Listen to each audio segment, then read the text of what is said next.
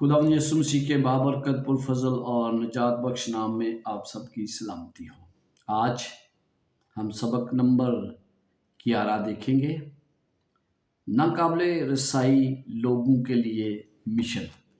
बहुत से लोग ऐसे हमारी ज़िंदगी में आते हैं जो नाकाबिले रसाई होते हैं। बहुत से लोग जिन तक पहुंचना या तो हमें पसंद नहीं या किसी भी वजह से वो खुदा के कलाम से दूर हैं और खुदा के कलाम को नहीं सुनना चाहते। खुदा का मिशन, मेरा मिशन, और इस सिलसिले में आज हम 11वें सबक को देखेंगे। तो आइए, इससे पहले कि हम इसे देखें, इस पर गौर करें, खुदावंद से दुआ करते हैं कि वो अपना रूह कुद्दस दे जो हमारी रहनुमाई करे ताकि हम इसे बेहतर तरीके से समझ सकें। अपने सरों को झुकाएंगे और दुआ मांगेंगे। बराबर के खालिक और मालिक, एक बार फिर खुदावंद तेरे लोग तेरे हजूर आए, तेरे कलाम को समझना चाहते हैं, क्योंकि खुदावंद इसी में अब्दी ज़िंदगी पाई जाती है। तो खुदावंद हमारी रहनुमाई कर ताकि हम खुदावंद तेरे कलाम को बेहतर तरीके से समझ सकें। मांगता हूँ तेरे प्यारे बेटे अपने खुदावंद यीशु मसीह के वसीला से, आमीन। नाकाबिले रसाई लोग, ये कौन लोग हैं? मत्ती रसूल की इंजील उसके नामे बाप में हमें पता चलता है कि जब खुदावंद यीशु मसीह ने एक भीड़ को देखा तो उसे उस पर तरस आया। तरस क्यों आया? इसलिए कि वो कहते हैं कि ये भेड़ें उसकी मानंद हैं जिसका कोई चरवाहा ना हो। इसलिए खुदावंद को उन पर तरस आया। जब तरस मुझे क्यों आता है लोगों पर, या आपको क्यों तरस आता है?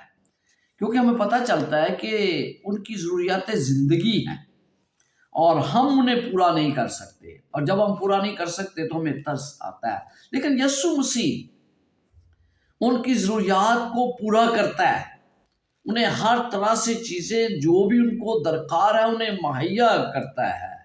तो आइए 9 बाब और उसकी 36 आयत पढ़ते हैं, और कलाम मुकद्दस में यूं तहरीर है,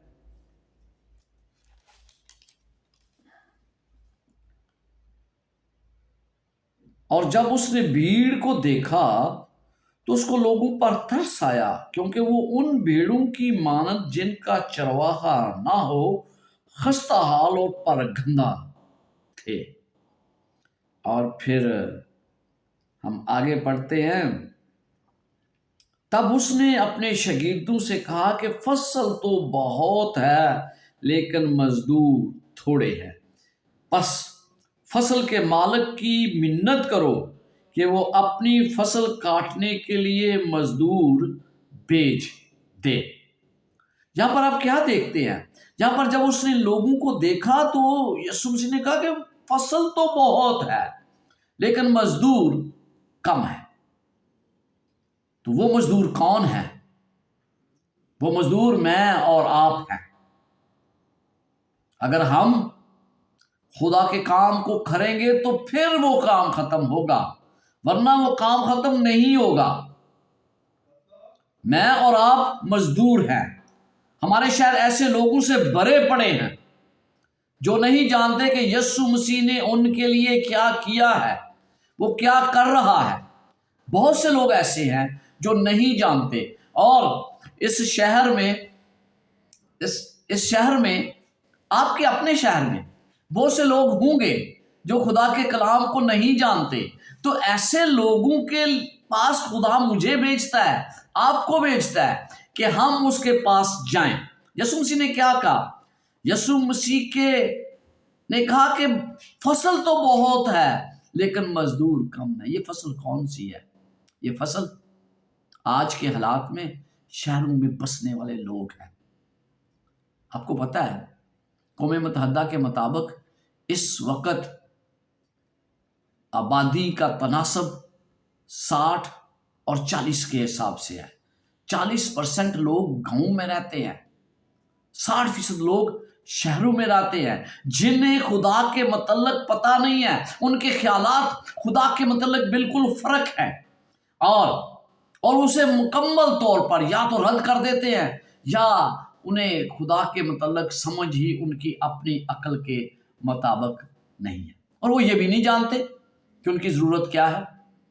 انہیں یسوع مسیح کے پاس لانے کے لیے مزدوروں کی ضرورت ہے، اور خدا کے پاکستان میں مزدوروں کی آج بہت کمی ہے، آج بہت کمی ہے۔ اس لیے خدا چاہتا ہے کہ وہ مزدور آپ اور میں ہوں۔ ہمیں لوگوں کے درمیان روشنی کا مینار بننے کے لیے خدا نے چنا ہے۔ اگر ہم ایسا نہیں کرتے تو ہم کس طرح خدا کے مشن کو پورا کریں گے؟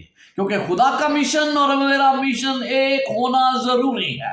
اگر آپ کا مشن فرق ہے، خدا کا مشن فرق ہے، تو پھر آپ کو ان لوگوں کے متعلق کوئی فکر نہیں ہوگا۔ یہ ناقابل رسائی لوگ ہیں، ان تک پہنچنا ضروری ہے۔ یہ شاید اپنے طور پر مگن ہے، ان سے محبت کرنا ضروری ہے، وہ جیسے بھی ہیں ان کے متعلق جاننا ضروری ہے، ان کے احساسات کو محسوس کرنا ضروری ہے، ان کی خواہشات کو متعلق جاننا ضروری ہے، ان کی ضروریات کیا ہیں۔ مجھے اور آپ کو اس بات کو جاننا چاہیے کہ ان کی ضروریات کیا ہیں۔ ہمیں بہت سے چیلنجز کا سامنا کرنا پڑتا ہے، تو کیا ہم ان چیلنجز میں ہمارا خدا کے ساتھ کیسے رابطہ ہوتا ہے؟ ذات 3 باب اور اس کی 1 آیت میں لکھا ہے، اور یہ قومیں ہیں جن کو خداوند نے رہنے دیا تاکہ ان کے وسیلہ سے اسرائیلیوں میں سے ان سب کو جو کنعان کی سب لڑائیوں سے واقف نہ تھے آزمائے۔ اسرائیلیوں کی طرح اسرائیل کہاں تھے؟ دشمنوں کے درمیان۔ خدا نے مجھے اور آپ کو بھی دشمنوں کے درمیان رکھا ہے۔ ان کی جسمانی جنگ تھی، جسمانی طور پر وہ جا کر لڑتے تھے، لیکن ہماری جنگ جسمانی نہیں ہے، ہماری جنگ روحانی ہے۔ ہمارے دشمن ایسے نہیں جنہیں تباہ کرنا ہے، بلکہ ہمیں انہیں خدا کے پاس لانا ہے، اور یہی مجھے اور آپ کو ٹاسک دیا گیا ہے۔ یہ جنگ شہروں میں، خاص طور پر آج کے شہر جو پاپولیٹڈ ہے، کراؤڈڈ، ہجوم کے ہجوم، وہاں پر یہ جنگ بڑی شدید ہے، جہاں پر ہمیں بہت سے چیلنجز کا سامنا کرنا پڑتا ہے۔ ایک بگڑا ہوا ماحول ہمیں ملتا ہے۔ اگر آپ دیکھیں تو آپ کو پتہ چلے گا کہ شہر کے بچے کس طرح بگڑے ہوئے ہیں۔ صحت کے مسائل، صاف پانی نہیں مل رہا، بیماریاں بہت ہیں۔ تو ان تمام مسائل کو ہمیں دیکھنا ہے کہ وہ کون سے مسائل ہیں جن کی وجہ سے ان شہروں کے لوگوں کو خدا کی طرف مائل کیا جا سکتا ہے۔ ان کے معیار زندگی کو دیکھیں۔ آپ دیکھیں شہروں میں نسل پرستی بہت عروج پر ہے، لوگ عدم برداشت کی وجہ سے ایک دوسرے کے دشمن بنتے ہیں۔ قوم پرستی آپ دیکھیں گے کہ شہروں میں کیا، گاؤں میں، ہر جگہ قوم پرستی پائی جاتی ہے۔ مذہب کی آڑ میں ہم ایک دوسرے سے نفرت کرتے ہیں، اور پھر ہم بہت سی ایسی چیزیں ہیں جو ہم آزادانہ طور پر نہیں کر سکتے۔ عزیزو، ہمیں سلیمان کی مثال کو مد نظر رکھنے کی ضرورت ہے۔ سلیمان، پہلا سلاطین 5 باب کی پہلی 11 آیت پڑھیں تو ہمیں پتہ چلتا ہے کہ اس نے بہت سی قوموں کے ساتھ تعلقات قائم کر لیے۔ اس نے مختلف قوموں کی شہزادیوں کے ساتھ شادیاں کی، اور جب اس نے یہ شادیاں کی تو اس کے بعد اس کا انجام کیا ہوا، یہ مجھے اور آپ کو جاننے کی ضرورت ہے۔ انجام یہ ہوا کہ وہ خدا سے مڑ کر بت پرستی کی طرف چلا گیا۔ بہت سے، آپ پہلا سلاطین 11ویں باب میں جب آپ دیکھتے ہیں تو آپ کو پتہ چلتا ہے کہ اس نے مصر کی شہزادی سے شادی کی، اس نے موابی سے، امونی سے، سدانی سے، ان عورتوں سے اس نے شادیاں کی، اور پھر ان کے لیے بت خانے تعمیر کیے، اور سلیمان بھی اس کا قائل ہو گیا۔ مجھے اور آپ کو ان لوگوں سے محبت کرنا ہے جو شہروں میں بستے ہیں، ان کی قوم فرق ہے، نسل پرستی ہے، اور شاید ہو سکتا ہے کہ بہت سے لوگ بت پرستی بھی کرتے ہوں، اور بہت سے لوگ عدم برداشت، دیکھیے گا شہروں کے لوگوں میں کتنا کم ہے۔ تو اس وجہ سے مجھے اور آپ کو ان کے ساتھ تعلق قائم کرنا ہے، لیکن سلیمان کی مثال کو ہمیشہ یاد رکھیے گا۔ اس نے تعلق قائم کیے، لیکن وہ تعلق اس کے لیے بہت برے ثابت ہوئے، کیونکہ اس نے بت پرستی کو عروج دے دیا۔ متی 9 باب اس کی 36 آیت میں لکھا ہے کہ ہمیں ان کھوئے ہوئے لوگوں کو ڈھونڈنے کی ضرورت ہے۔ 9 باب 36 آیت، اور جب اس نے بھیڑ کو دیکھا تو اس کو ان پر ترس آیا، کیونکہ وہ ان بھیڑوں کی مانند جن کا چرواہا نہ ہو، خستہ حال اور پرگندہ تھے۔ اس میں کوئی شک نہیں کہ یسوع مسیح ہر شخص کو ذاتی طور پر محبت کرتا ہے، وہ ذاتی طور پر ان سے بات چیت کرتا تھا، لیکن اس نے کبھی بھیڑ کو بھی فراموش نہیں کیا۔ بہت سے لوگ ہجوم کے ہجوم یسوع مسیح کے پاس آتے تھے، وہ اس کا مشن کیا تھا؟ ہر ایک تک رسائی۔ آپ کا مشن کیا ہے؟ میرا مشن کیا ہے؟ ہر ایک تک رسائی کرنا ضروری ہے۔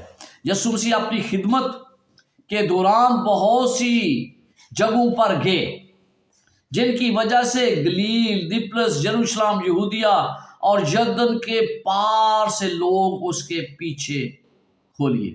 آئیے متی رسول کی انجیل اس کا 4 باب اور اس کی 23 سے 25 آیت پڑھتے ہیں۔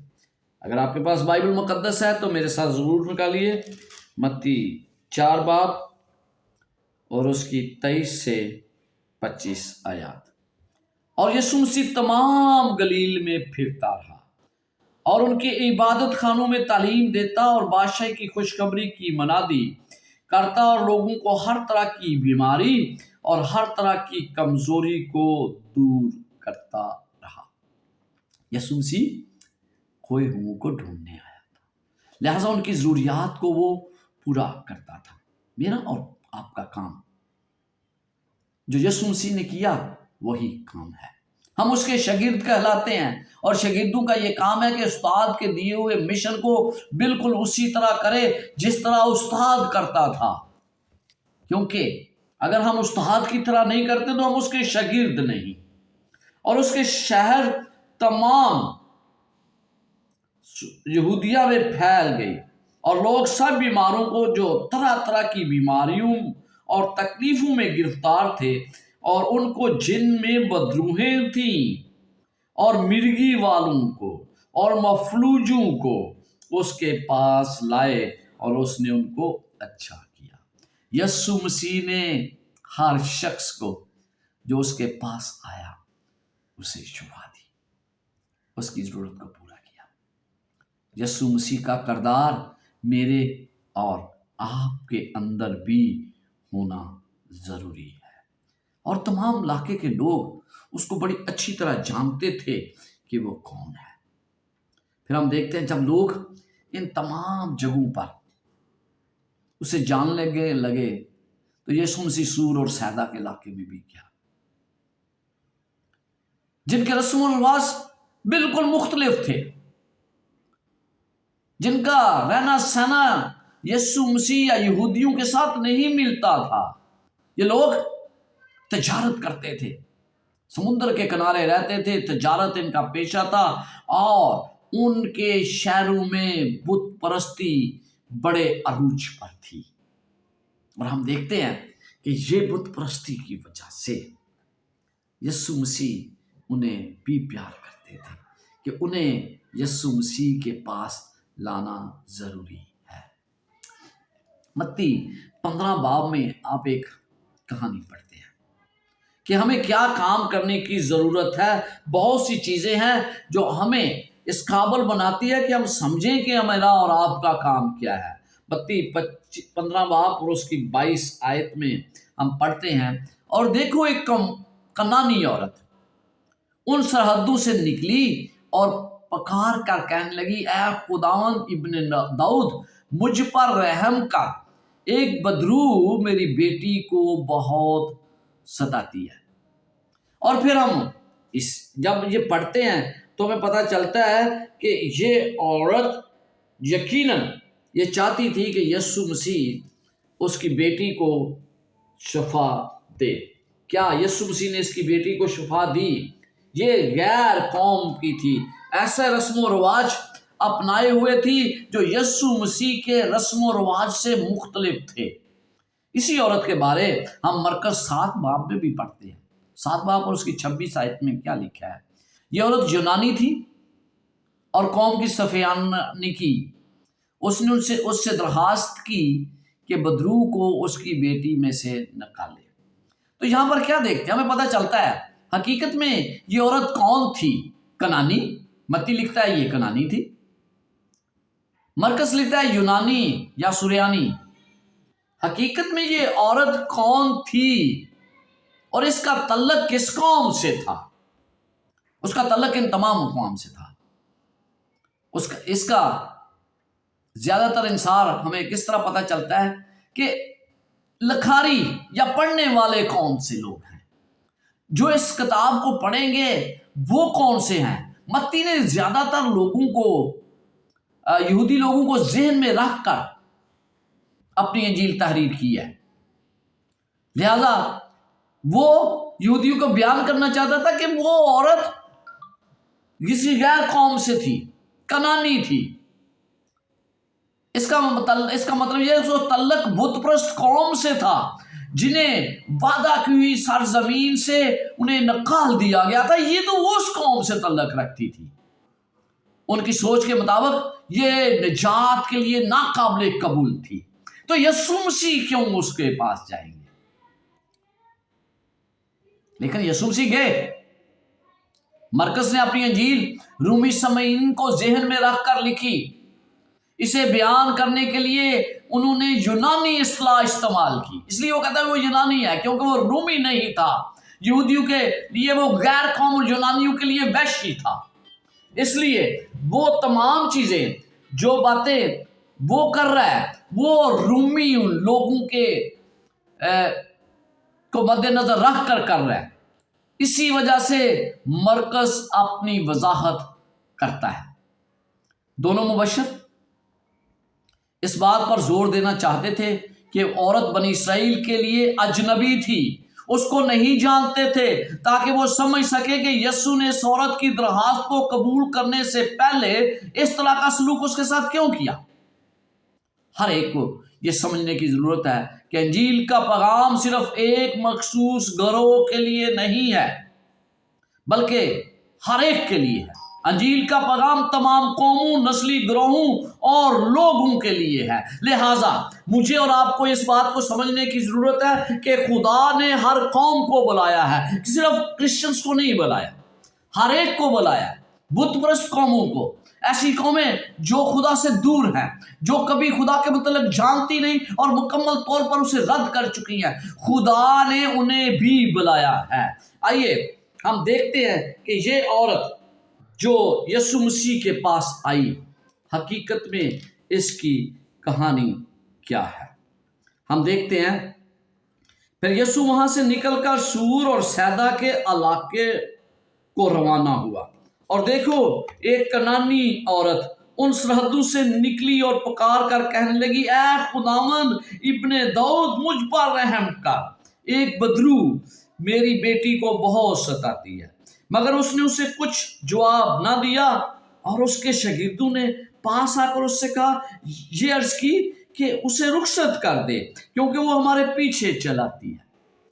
ये लोग यकीनन शागिर्द यीशु मसीह के डिस्टर्ब थे, क्योंकि वो देख रहे थे कि ये औरत जो है ये बार बार उनका पीछा कर रही है, चला रही है कि मेरी बेटी को शफा दे। जब आप यीशु मसीह के पास आते हैं तो क्या आपकी दरखास्तें क्या है?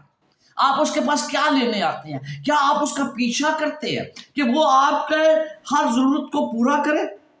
मगर उसने उसे कुछ जवाब ना दिया, और उसके शागिर्दों ने ये कहा, जब اس نے جواب میں کہا کہ نہیں، میں اسرائیل کے گھرانے کی کھوئی ہوئی بھیڑوں کے سوا اور کسی کے پاس نہیں بھیجا گیا۔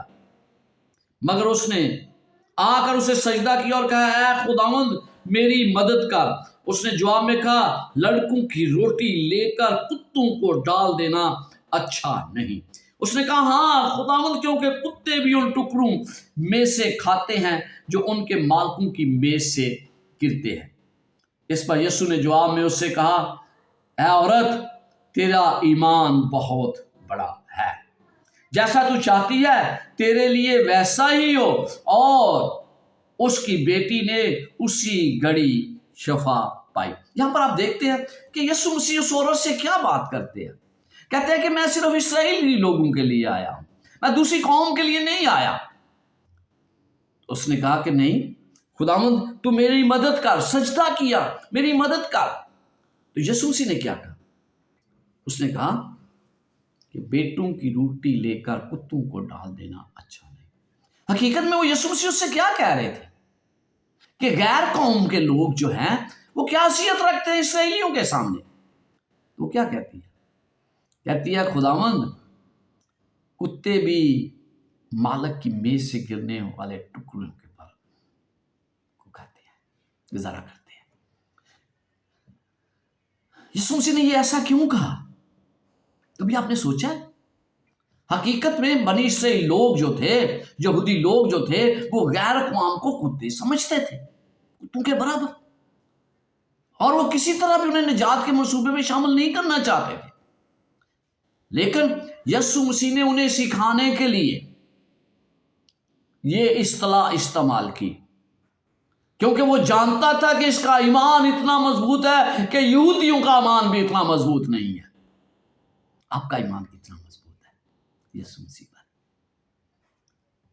ایک دفعہ جب آپ کو کسی ضرورت کو خدا پورا نہیں کرتا تو آپ کا ایمان کہاں جاتا ہے؟ آپ کیا کرتے ہیں؟ آپ یسوع مسیح کے ساتھ کس طرح کا تعلق بحال رکھتے ہیں؟ اس عورت نے اپنے تعلق کو کب نہیں چھوڑا۔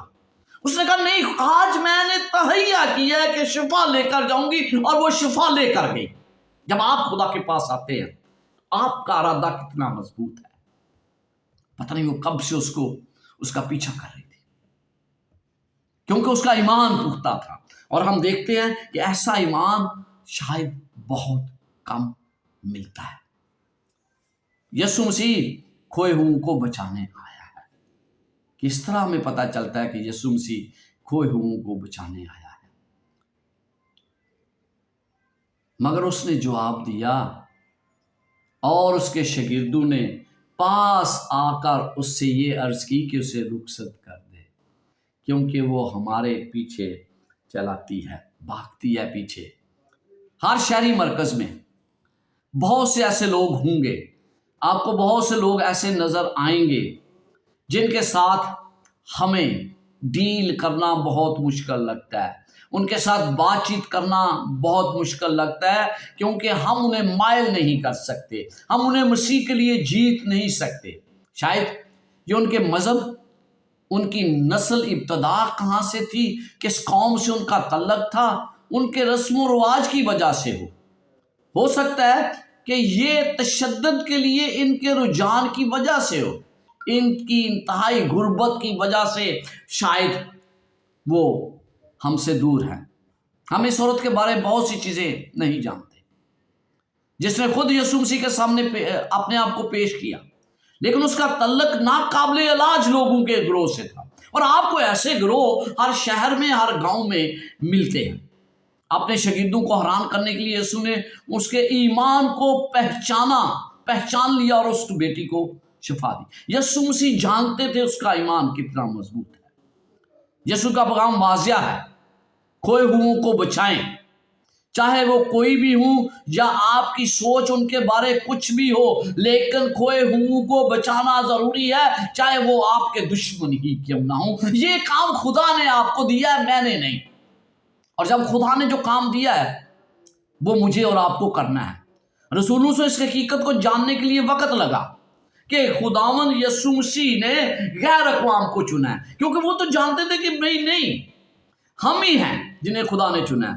روح القدس کے के जरिए खुदा ने पतरस को एक रोया दी, और उस रोया में खुदा ने उसे बताया कि किस तरह गैर अक़वाम को खुदा ने चुना है। जब एक दोपहर को 3 बजे के करीब उसको भूख लगी तो उसने छत पर गया, और जब वो छत पर गया तो एक चादर उसके सामने आई। और अब अमाल 10 बाब में इसको बड़ी अच्छी तरीके से पढ़ सकते हैं। और उसमें कीड़े मकोड़े और नापाक जानवर थे, और उसे कहा गया इसको काट और खा। उसने कहा खुदावंद ऐसी नापाक चीज मैंने कभी नहीं खाई। दोबारा ये आवाज एक तीसरी बार आई और वो चादर ऊपर उठ गई। और बाद में वो वजाहत करता है कि इस रोया के जरिए खुदा मुझे ये बताना चाहता था कि जिसको मैंने पाक ठहराया तू उसको नापाक ना किया, क्योंकि बनी इसराइल लोग दूसरी अक़वाम को नापाक कहते थे। तो खुदा ये वाज़िया कर देता है कि जिसको मैंने पाक ठहराया है वो नापाक नहीं हो सकती। तो इसलिए जिसे खुदा ये चाहता है कि हम दूसरे लोगों तक पहुँचे। बहुत सी बाइबल में ऐसी मिसालें हैं और जिसमें लोगों के ईमान के मतलब कहा गया है। लूका 18 बाब और उसकी 8 आयत में लिखा है, मैं तुमसे सच कहता हूँ कि वो जल्द उनका इंसाफ करेगा। तो भी जब इब्ने आदम आएगा तो क्या ज़मीन पर इंसाफ पाएगा? तो आज हम उसी हालत में हैं। आप देखें बहुत सी बाइबल में मिसालें हैं उसके अपने आबाई गांव की, जो यीशु मसीह पर ईमान नहीं रखते थे। उसके अपने रसूलों की मिसालें हमारे सामने हैं, वो यीशु मसीह पर मुकम्मल ईमान नहीं रखते थे। हत्ता कि जब यीशु मसीह मसलूब हुए उसके बावजूद भी उनका ईमान नहीं था। उसके सुनने वालों में ऐसे बहुत से लोग थे जो उस पर ईमान नहीं रखते थे। शायद जहां उसने मनादी की वो भी उस पर ईमान नहीं रखते, उनमें ईमान की कमी पाई जाती थी। लेकिन बहुत सी ऐसी भी मिसालें हैं, जैसे कि हमने मत्ती 5 बाब में एक अजनबी औरत की मिसाल हमारे सामने है, जो यीशु मसीह पर ईमान रखती थी और उसका ईमान बड़ा मजबूत था।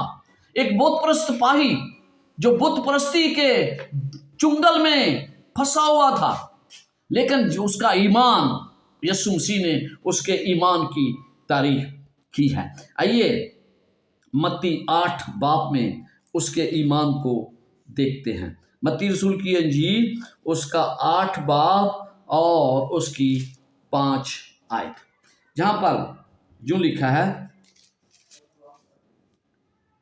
और जब वो कुफर नहून में दाखिल हुआ तो एक सूबेदार उसके पास आया और उसकी मिन्नत करके कहा, क्या कहा कि ऐ खुदावंद, मेरा खादम फालज का मारा घर में पड़ा है और नहायत तकलीफ में है। तो आगे 13वीं आयत में क्या लिखा है? 13वीं आयत में हम यूं पढ़ते हैं, और यीशु ने सूबेदार से कहा, जा, जैसा तूने इत्मीनान किया तेरे लिए वैसा ही हो। और उसी घड़ी उस खादम ने शिफा पाई। यानी ये शख्स क्या था? ये शख्स यकीनन बुत परस्त था, लेकिन यीशु मसीह ने उसको रद्द नहीं किया। तो किसी भी तरह के लोग हों, उन्हें रद्द किया नहीं जाना चाहिए। फिर हम देखते हैं कि बहुत से कोढ़ी यीशु मसीह के पास आए और उसने उन्हें पाक साफ कर दिया। 8वां बाब, मत्ती 8 बाब और उसकी 2 और 3 आयत में लिखा है, और देखो एक कोढ़ी ने पास आकर उसे सजदा किया और कहा, खुदावंद, अगर तू चाहे तो मुझे पाक साफ कर सकता है। तो यीशु मसीह का जवाब क्या था? उसने हाथ बढ़ाकर उसे छुआ और कहा, मैं चाहता हूं कि तू पाक साफ हो जाए। इसके अलावा आपको अंधा, भिखारी, बर्तलमाई जो यीशु मसीह से शिफा चाहता था, यीशु मसीह ने उसको भी शिफा दी। यीशु मसीह हर एक शख्स के जरूरत को पूरा करने के लिए तैयार था, क्योंकि वो रोशनी का मीनार था दूसरे लोगों के लिए, और मुझे और आपको उसने रोशनी का मीनार ठहराया। इसलिए आपको और मुझे ये रोशनी जो खुदा ने मुझे और आपको दी है, इसको दूसरों तक पहुंचाना जरूरी है। ये रोशनी खुदावंद यीशु मसीह ने खुद गैर अक़वाम तक पहुंचाई। मेरे बहुत से दोस्त, मेरे बहुत से अजीज ऐसे हैं जो सिर्फ मसीहों से मोहब्बत रखते हैं। तो मेरी आपसे गुजारिश है, अर्ज है कि आप उन लोगों से मोहब्बत रखें जो आप जिन्हें आप अपना दुश्मन समझते हैं, क्योंकि खुदा ने उन लोगों से मोहब्बत की जो बुत परस्त थे, अजनबी थे, जानता नहीं था, कोढ़ी थे, शिफा के तलबगार थे, अंधे थे, खुदा ने उनकी मदद की है। और वो बहुत से अजनबियों की भी मदद करता था। तो मुझे और आपको भी ऐसा ही करना है। एक सबक जो मेरे और आपके पर अतलाक कर सकते हैं वो ये है कि ईमान गैर मुतवक्को जगहों पर पाया जाता है। ऐसी जगह जहाँ से हमें उम्मीद भी नहीं कि ईमान वहाँ होगा, हम वहाँ पर देखते हैं कि लोगों में ईमान पाया जाता था। गैर मुल्कियों, बुत परस्तों, मुख्तलिफ मज़ाहिब के लोगों के दरमियान मुझे और आपको बड़ी आजिज़ी के साथ उन शहरों में जाना है, हमें आजिज़ बनना है, ताकि हम यीशु मसीह का पैगाम उन तक पहुँचाएं। उन लोगों को तलाश करना है जिन्हें सच्चाई की बदौलत आज़ारसानी दी गई है, हमें उन लोगों को तलाश करना है। वो यीशु मसीह में बचाए जाने वाले ईमान के तहत जवाब देंगे। यकीनन उनका जवाब ऐसा होगा, यकीनन ऐसे लोग वहाँ मौजूद होंगे। अगर आपने और मैंने कोशिश की तो यकीनन ऐसा हो जाएगा। शहरों के लोग, बहुत से खतरनाक आफात शहरों पर आ रही हैं। मिसेस एलन जी वाइट लिखती है, हमें इसमें शदीद सरगर्मी के लिए बेदार रहना चाहिए, क्योंकि यीशु मसीह इन शहरों पर बहुत बड़ी बेदारी लाने वाला है। वादी के इन गंजान मराकज में लोगों को हमें आगाही का पैगाम देना है, जबकि हमारे पास अब बहुत कम मौका रह गया है, क्योंकि खुदावंद ने हमें पहले से मौके दिए हैं। शहरों में अपने पैगाम को पेश करने का सबसे साजगार वक्त गुजर चुका है, लेकिन अब वक्त है कि अब भी हम तेजी से उन शहरों की तरफ बढ़े जहां गंजान आबादी के लोग हैं, जहां पर बहुत से लोग रहते हैं। और अब हमें ज़्यादा मेहनत करने की ज़रूरत होगी, क्योंकि हमने वक्त गंवा दिया है जो बहुत पहले हमें मैसर था। इस वक्त खुदा के खादमों का यह फ़र्ज़ है कि वो शहरों में कलाम की मुनादी करें। मसीह आसमानी अदालत से इस ज़मीन पर रूह को बचाने के लिए आया, इसलिए जब वो वापस गया तो उसने ये जिम्मेदारी मुझे और आपको दी है, और हमें उसके फजल के अलंबरदार होने के नाते बड़े शहरों के बशिंदों को उसकी निजात की सच्चाई का इल्म फराहम करने की ज़रूरत है। अजीज़ों, मेरी आपसे अपील है, जब मैं पाकिस्तान के शहरों को देखता हूँ तो मुझे ऐसे लगता है कि ये लोग किस तरह बचाए जाएंगे। मैं इनके लिए दुआ करता हूँ, आप भी दुआ कीजिएगा। लेकिन एक बात याद रखें, हमारे मुल्क के पाकिस्तान में आबादी